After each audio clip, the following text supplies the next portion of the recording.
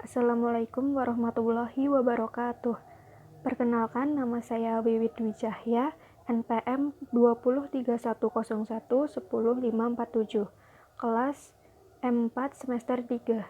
Di sini saya akan menjelaskan perbedaan pencatatan harga pokok proses full costing dan variable costing. Yang pertama adalah pengertian full costing dan variable costing. Full costing adalah suatu metode yang menjelaskan bahwa seluruh biaya yang dikeluarkan di dalam proses produksi seperti biaya variabel, biaya tetap, biaya investasi, biaya langsung, dan seluruh biaya yang dimanfaatkan untuk proses produksi dimanfaatkan sebagai indikator penting untuk menghitung total biaya per unit atau harga pokok produksi di dalam suatu kegiatan bisnis. Sedangkan variable costing adalah suatu metode perhitungan seluruh biaya yang digunakan untuk membuat suatu produk yang mana biaya tersebut memiliki jumlah yang terus berubah sesuai dan volume kegiatan bisnis. Artinya, biaya tersebut juga sifatnya fluktuatif atau naik turunnya secara proporsional dengan kuantitas output ataupun volume produksi. Kemudian selanjutnya adalah kelebihan dan kelemahan full costing. Kelebihan full costing yang pertama, mampu menampilkan jumlah biaya overhead secara komprehensif karena memiliki dua jenis biaya di dalamnya, yaitu biaya overhead tetap dan variabel.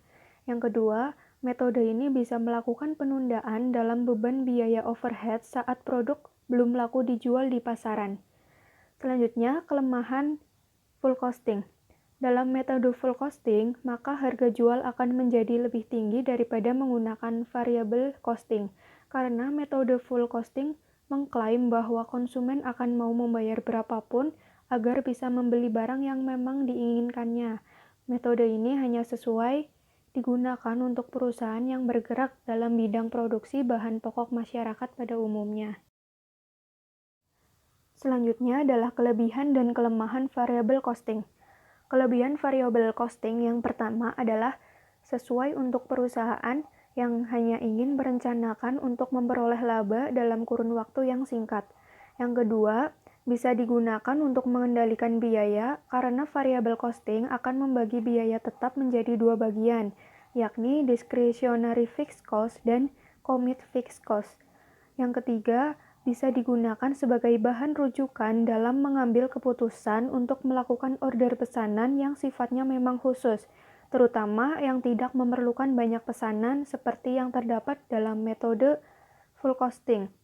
Selanjutnya, kelemahan variable costing adalah tidak cocok digunakan untuk perusahaan yang sifatnya lebih musiman karena hanya akan menyebabkan kerugian laba yang tidak normal bagi perusahaan.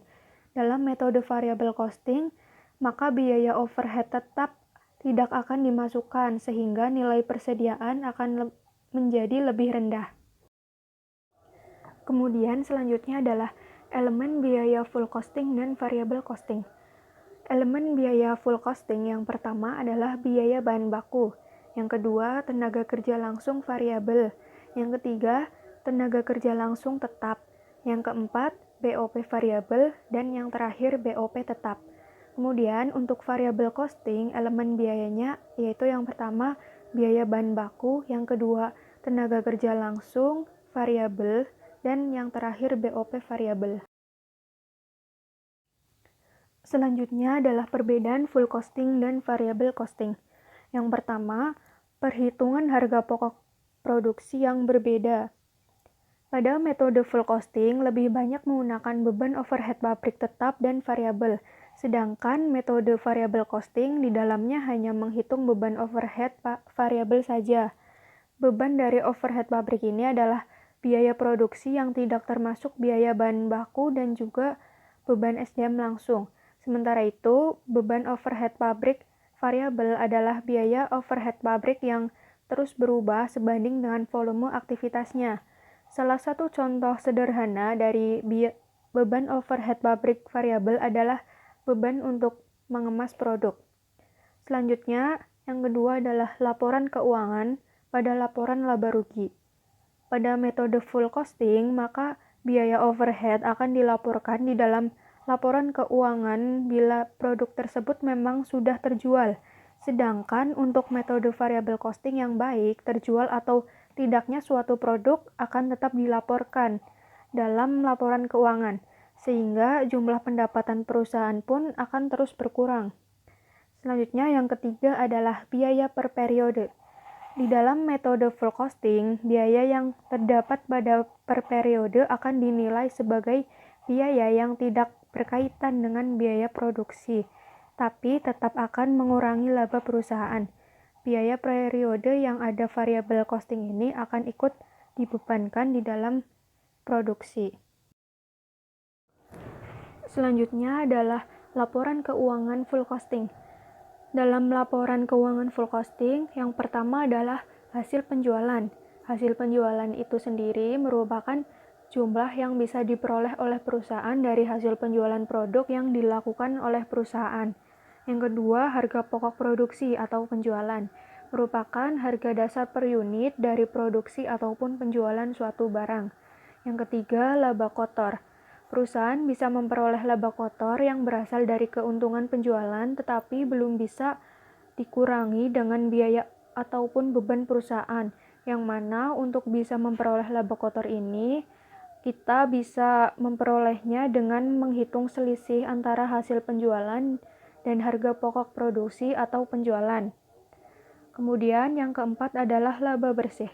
Laba bersih adalah laba yang diperoleh keuangan dengan cara menghitung adanya selisih antara laba kotor yang sudah diperoleh sebelumnya dengan jumlah total dari biaya pemasaran suatu variabel yang sudah dikalikan dengan unit produk yang terjual, biaya pemasaran tetap, biaya administrasi dan umum variabel, dan juga biaya administrasi dan umum tetap. Selanjutnya yang kelima adalah biaya pemasaran variabel. Merupakan dana yang dikeluarkan guna melakukan pemasaran dari berbagai variabel sebuah produk oleh pihak perusahaan. Selanjutnya, yang keenam adalah biaya pemasaran tetap. Pihak perusahaan mengeluarkan sejumlah dana untuk memasarkan suatu produk dengan jumlah yang tetap atau tidak berubah. Yang ketujuh, biaya administrasi dan umum variabel. Merupakan sejumlah dana yang dikeluarkan oleh pihak perusahaan guna mendukung adanya proses produksi. Dan yang terakhir adalah biaya administrasi dan umum tetap, merupakan sejumlah uang yang digunakan untuk mendukung proses produksi perusahaan yang dikeluarkan oleh perusahaan.